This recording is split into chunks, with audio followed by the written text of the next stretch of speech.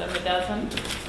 And we'll post it probably when we do the endorsements, which we expect to be out 2 weeks from yesterday. Okay. And our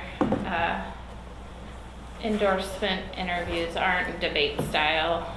We ask questions, we may follow up unevenly because we're trying to make a decision about who to endorse, so we need to ask follow-up sometimes. But we do try and give you all a chance to lay out your positions, and we invite everyone who's running. We don't screen that way. Yep. So we're looking for contrast. So we know you guys all love the district. You wouldn't be running. If your opponent says something you'd like to disagree with, please feel free to do so. Do so civilly. And, don't talk over each other. You guys don't look like fighters. Ready, Brian? And who's our videographer? Brian. Hi, Brian. So if we'll just give each of you a chance to introduce yourselves a little bit to the camera, but to us, a quick bio of yourself, maybe when you arrived in Portland, whether you grew up here, and a little bit of a professional bio, if you wouldn't mind, as well as connection to the district. Yeah, are we talking to the camera or talking to you guys? Talk to us.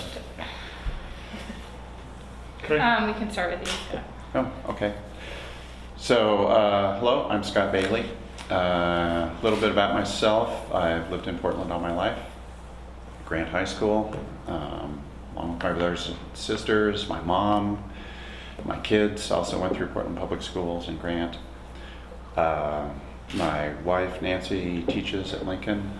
My sister teaches at Beverly Cleary. My niece teaches at Alameda, so we're very much a public school family. I work as an economist. Worked over 30 years now as an economist, mostly over in Vancouver for the state of Washington. One of the things I do in my job is I'm a key advisor to 3 different school districts, Vancouver, Evergreen, and Battleground, on career technical education programs. I've been doing that for quite a while. So I bring that knowledge and expertise. They have really robust programs over there. Scott, I don't quite understand why an economist would be advising school districts on CTE. Could you explain that a little more? Yeah, I'm a labor market economist.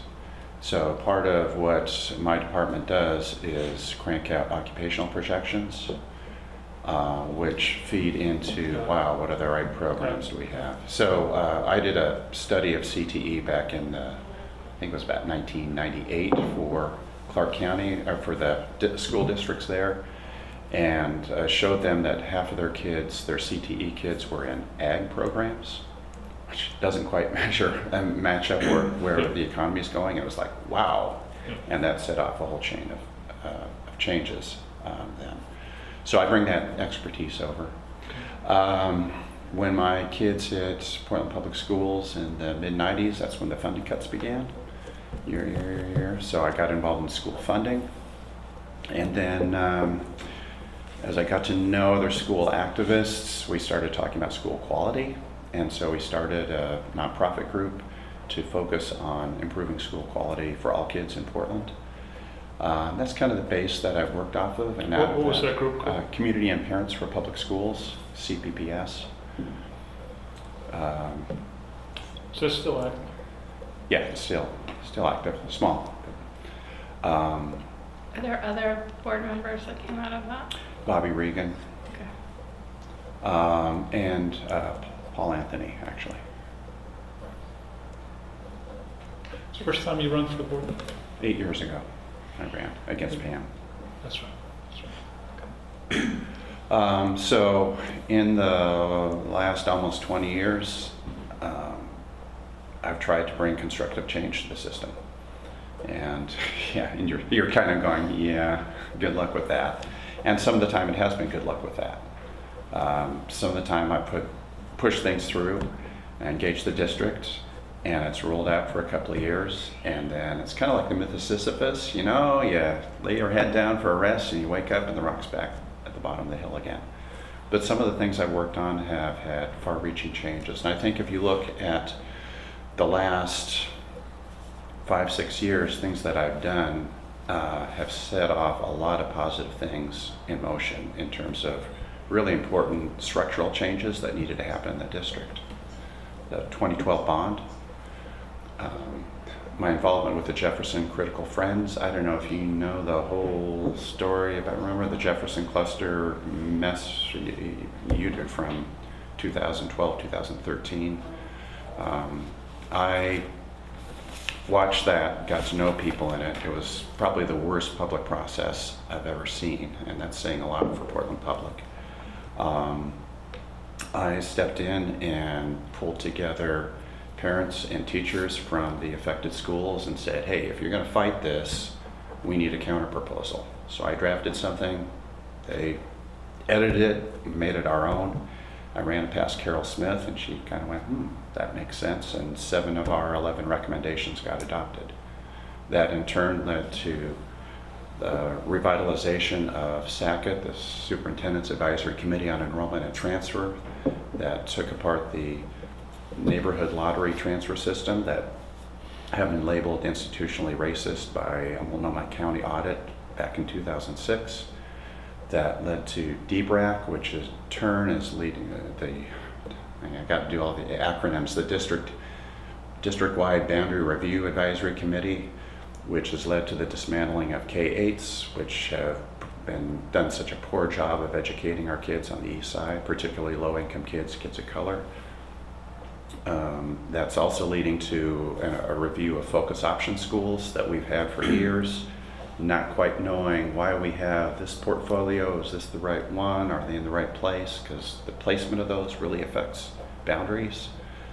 So it's kicked off a lot of important things. The co-location of dual language immersion with neighborhood programs, which is problematic.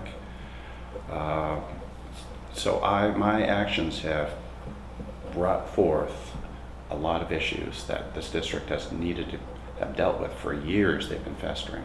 Okay, So I feel pretty good about that. Tracy, tell us about yourself. Sure. I was born and raised here in Portland. I grew up in the David Douglas district. I'm the daughter of a retired teacher from Gresham High School who who taught and coached at Gresham for 30 years.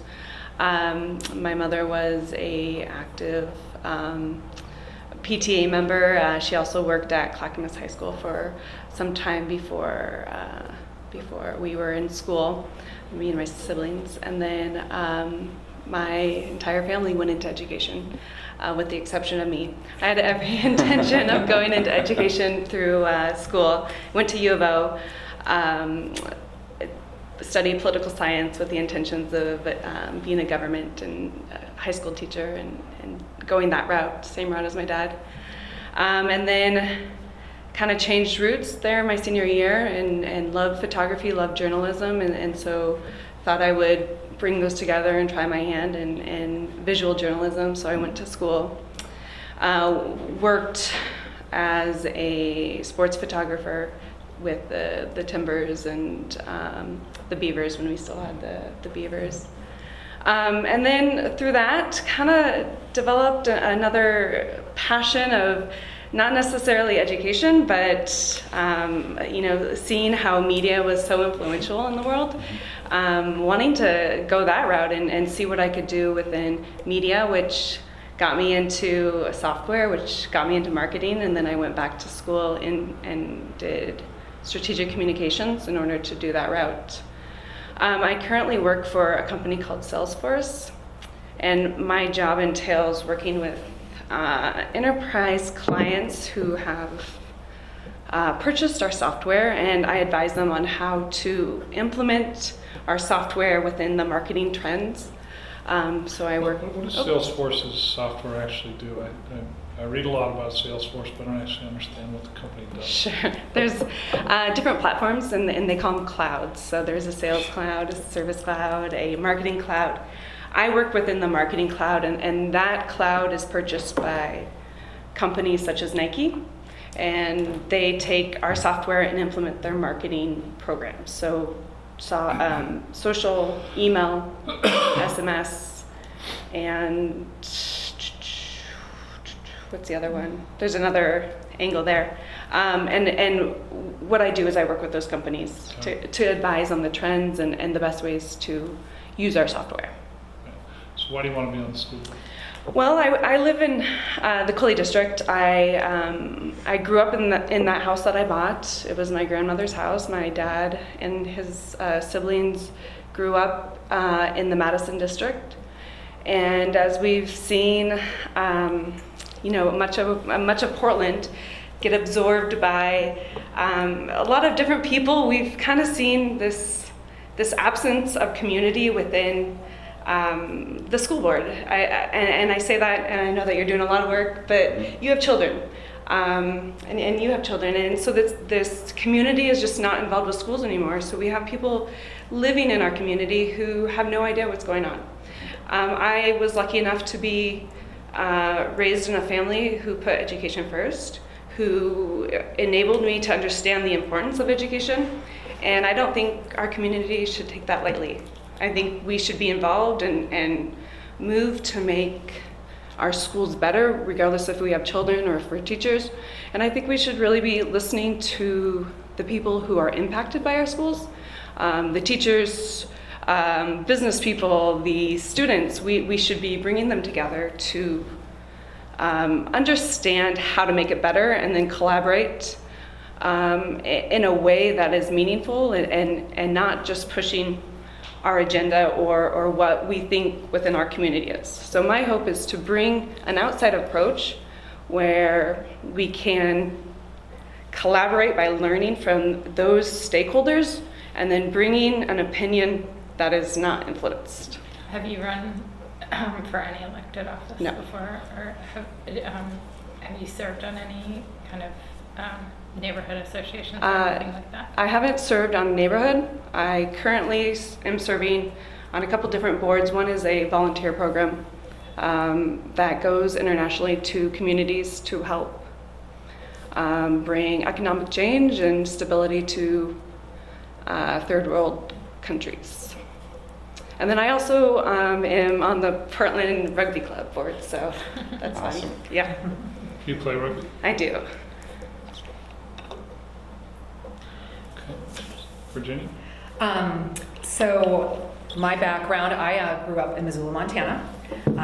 Montana girl. I went to a Title I elementary school in Missoula, and my parents had me when they were very young. They were 20, and I think my mom had just turned 21. So they were, for lack of a better word, poor when I was born. We lived in a basement apartment. My earliest memories are of my dad coming home from night shifts at the lumber mill to get ready to take a nap and then go to school. So I watched my parents work really hard to put themselves through college and really make a wonderful life for themselves. And education was always the center of our universe. My dad became a public school teacher.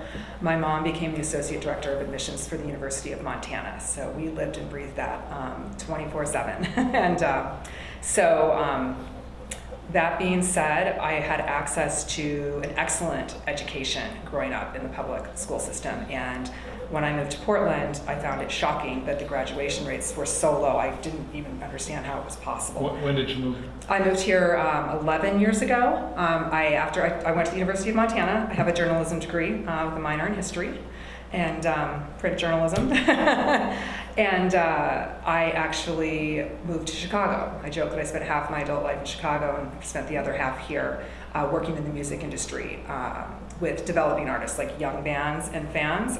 Very passionate about the arts and youth culture, and I worked in that industry until I was in my mid-30s, and I had to leave when I had my first son, who is now 11, and it's not an industry that's really conducive to having young children, so I made a career change when we moved out here. My husband, who is also from Chicago, we moved out here, again, 11 years ago when my son was born, and we bought a business that we knew nothing about.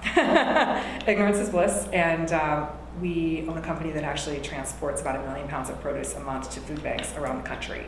So he's the managing partner of that business, and I work in marketing, still focusing. I work with creatives, developing retail marketing programs for brands. So the business that moves 1 million pounds of food, Mhm. is it a trucking business essentially? So we're the brokerage, yes. So we specialize in refrigerated trucking. So we match up, our partner is a produce broker, so we match up the access to the produce that might not be fit for sale at your local Fred Meyer, Yeah. and match that up with the food bank and pricing so that it's affordable, really low margin business because of the nature of these, but we feel really strongly about it and can sleep well at night. So why are you running for the school board? It's kind of like what I said before. I'm very passionate about education, and my son, I have 2 sons. I have a 7-year-old and an 11-year-old, and my 11-year-old was at Alameda for several years. We live right by the school, and during my time at Alameda, I became involved with some of the issues that have kind of boiled to the top of the press lately. Some of the trouble spots with PPS, and one of those was earmarks funds for special services for kids. In particular, it was TAG funds. And I've been advised, don't talk about TAG. I'm like, well, actually, TAG is really important, and because it actually affects every child in the district, and children of color and children in low poverty areas are consistently under-identified for these services. The funds were being returned by individual school principals to the general fund, often without being used, even when parents were asking for the funds to implement programming for those children. Once I found out this was happening in my own school, a friend and I, who was also a writer, had the budget pulled for every single school in the district. You could pull them by school, and we could see that this was happening all across the district. This wasn't a unique situation. How much money, for instance, how much money at Alameda was being returned? $2,500. Over the course of the entire district was about $100,000, and clearly not enough to support a state mandate, and that was very concerning. So we became the TAG liaisons for our school, and I eventually served on the TAG Advisory Council. So what would a school do with $2,500 that would be meaningful? That's a great question, because that's something I tried to figure out, and I wasn't allowed to use that money for TAG services. I had to create a program that was open to all students, and after it probably took 6 months to a year, it's been a few years, to use some of that money to pay our math specialists to do an after-school coding class that was open to all students. So that was work that I did. Okay. And let me slow you down for a second. Sure. So in the time that you've lived in the Alameda district, one of the issues that came up was the imbalance in the enrollment between Alameda and Salem. Yes, that's So right. tell When I us, moved to the tell neighborhood. us, tell us how you thought about that issue. So that's when I moved to Portland. I did not move to Alameda. I moved to Kenton. And I'm looking at it because we actually looked at a place in Coley too. It was Coley or Kenton. We ended up in Kenton for 5 years. And so when we were looking for schools, that was right when the whole Sabin Alameda thing was going on. And at the time, I didn't really care. I mean, I felt that as a new parent and parent of an incoming kindergartner, I assumed that the curriculum and the offerings would be the same at all of the schools, that there would really be a difference. Mm-hmm. And now that I've been around for a while, I understand that that is not the case, and I understand how the system works much better, and that's troubling. And But to challenge you for a minute, Sure. you were moving from Kenton Yes. to Alameda, Yep. presumably for school, right? absolutely, yes. Okay, so you knew there were some differences between the schools. Yes. But you're saying not necessarily between Alameda. Well, we were in the and Jefferson cluster, and we didn't know what was going to happen with the school. And I'm just being honest. I think that goes a long way. And the school that we fed into was under-enrolled and scored very low on assessments, but probably some of the lowest in the city. And So, Sorry, but I cut you off. I cut off. So what's the appropriate, one of the things that I guess we observe about school board members and all elected officials is it's very difficult for people to move from the specific concerns of their own lives to looking at what's good for all kids. Yep. So how, as a board member, would you deal with the issue of 2 adjacent schools that have a huge enrollment imbalance? Is it appropriate to redraw the boundaries? Is it appropriate to tell some people, hey, I'm sorry you can't be at Alameda, you have to be at Salem? Absolutely. Yes. Yes. So I didn't ask that in a question that would have caused you to elaborate, but to walk us through your thinking there. As a board member, enrollment boundaries are a huge issue in this district because there are haves and have-nots. So what are you thinking about in terms of enrollment boundaries? I think that the first thing you have to look at is, well, there's a couple of things you have to look at. The first one is the building inventory. Some schools are under-enrolled, some schools are overflowing with children. I mean, it's complex, but there is a simple math problem there as well. But then there are other factors, ELL students and, additional space that's required in certain neighborhoods for the schools. But at the end of the day, if I'm understanding what you might be getting at in terms of neighborhood and class and possibly even race. Let's go more specific. Yeah. As board members, you will be deciding the boundaries. One of these questions is whether the Astor School K will be broken up into a middle school, and the middle school students will be sent to George. Do you have a view on that? I support the middle school model, yes. So you think all the K-8s should go disband yes. entirely? Yes. Without exception? The only exception I could see is if there wasn't enough building inventory.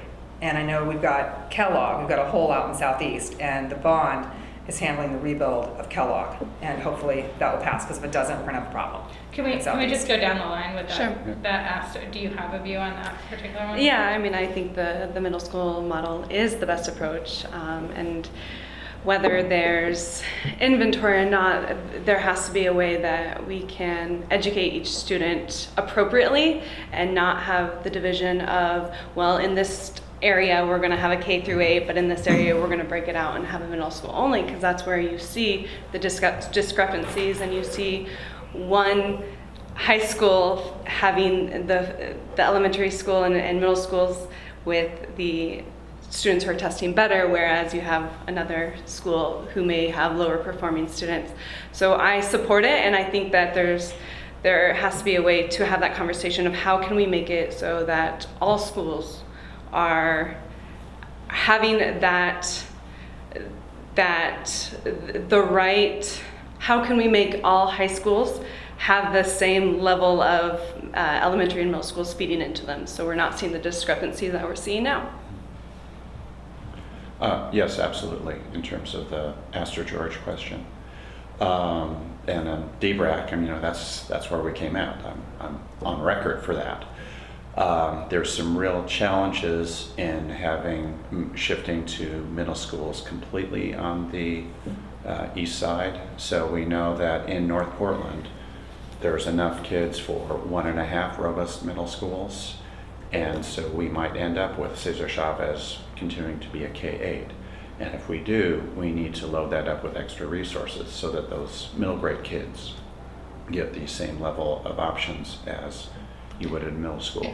Have you all appeared together before now? We have. We Scott have and I, yes. twice. Okay. Yeah. Can I just ask what you would say are key differences that you know of offhand from the other candidates? And I will add a subnote that I am somewhat baffled by the lineup of endorsements that you two have gotten, because I often think of the folks that are on your endorsement list as being diametrically opposed, to the extent that there is differences in the political spectrum. It is interesting, isn't it? In Portland, like, you've gotten board members who don't generally vote together, and you got PAT and Stand for Children. Yeah. So I'd be interested in that as a subsection. So differences with. I'll talk about the endorsements first. Okay. When I ran 8 years ago, both PAT and Stand endorsed me, and they did again. PAT endorsed me in part because I knew most of the people on the interview panel, because I've been in the trenches with them for years on different campaigns or committees or whatever, and they've seen me work. They knew what I stand for. Stand endorsed me despite the fact that I told them I didn't support Measure 98, and I didn't think a dime in this current atmosphere should go towards implementing Measure 98. And yet they endorsed me because they know, because if you take a step back from sort of this is the vehicle, But the end game was CTE programs, and doing things for high school students to help with graduation rate. And they know I will go to bat for that.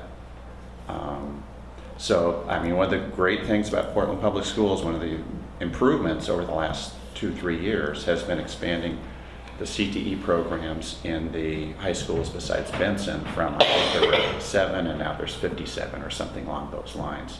That's been really important.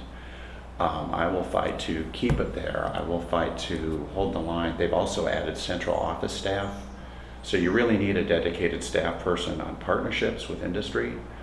You need somebody who works specifically with the programs to ensure that they have good advisory committees of business and labor, so that the skills that they're teaching, the hard and soft skills they're teaching, are lined up with where industry needs are.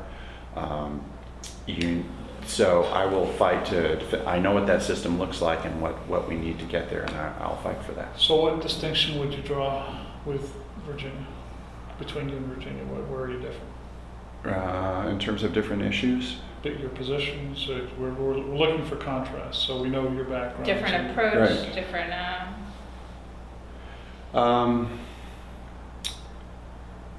Right off, I haven't been thinking about that. That's not how I've been running my campaign. I'm saying, here's who I am, here's what I've done, here's what I want to do. How about you, Virginia? Same question. Where are you different? Where would you draw a contrast? So I think my endorsements actually speak to the contrast very well, because I was very deliberate in who I approached to have conversations with about my candidacy. It's no secret that there's been some dissension on the board, and I've been in a position as a student advocate and a parent activist, whatever you want to call it, to be right in the middle of that firestorm because of the lead advocacy work that I started on 3.5 years ago at Alameda. So that was not a popular position to take 3.5 years ago. I couldn't even get a letter of support from my PTA because it was so controversial, because people were concerned about they felt like they had a choice. They had to make a choice between safe schools and teachers in the classroom, but it was a false choice. It's not a choice that parents were ever given. And that being said, there were a lot of tense conversations around that issue. I did file for public records. I did file a complaint with the county because I wasn't getting them fast enough. I've been through that process and that frustration, and I thought, if I can work with the board members, because there's 4 board members that are not up for re-election. I don't want to walk into a situation where we can't work together, because there is too much work to be done and we are wasting a lot of time. So I met with everybody extensively, and every board member has their strengths, and we have to work as a team. You can't go in, you can go in there and shake things up, but you got to shake it up together if you're going to move the ball forward. So that was really important to me. So I did, the complete list of my endorsements is on my website, but I do have all 4 board members that will remain. Governor Roberts has endorsed me, as well as Apano, who is a wonderful community-based organization that has done a ton of advocacy work around ELL learners, the ethnic studies curriculum that the board adopted. So my focus has been on the collaboration piece and getting things done, even when tensions are high, and keeping an eye on curriculum too, while we're keeping teachers in the classroom. What was your assessment of Carol Smith's performance over the past 3 years? Boy, I think that her racial equity work, the results that we're seeing have been very positive. I think it was a 5-year plan that has basically expired. I think as a board moving forward, we need a new 5-year plan. What are we going to focus on? Is it going to be K through 3? K through 3 reading would be my focus in early learning. I think that in terms of transparency, we had some real problems that I experienced personally, and the lack of accountability systems, and that's, sounds like, I think I joke that it's not very sexy to say accountability matrix, but there was not an accountability system in the central office. There was no 360-degree review process so that staff or teachers or principals had any opportunity to give feedback, and which would really create a truly transparent work environment. You would see problems starting to boil to the top before they explode, like we're seeing in schools like Vestal. those things can be avoided. So, you know, it's twofold. I think that she definitely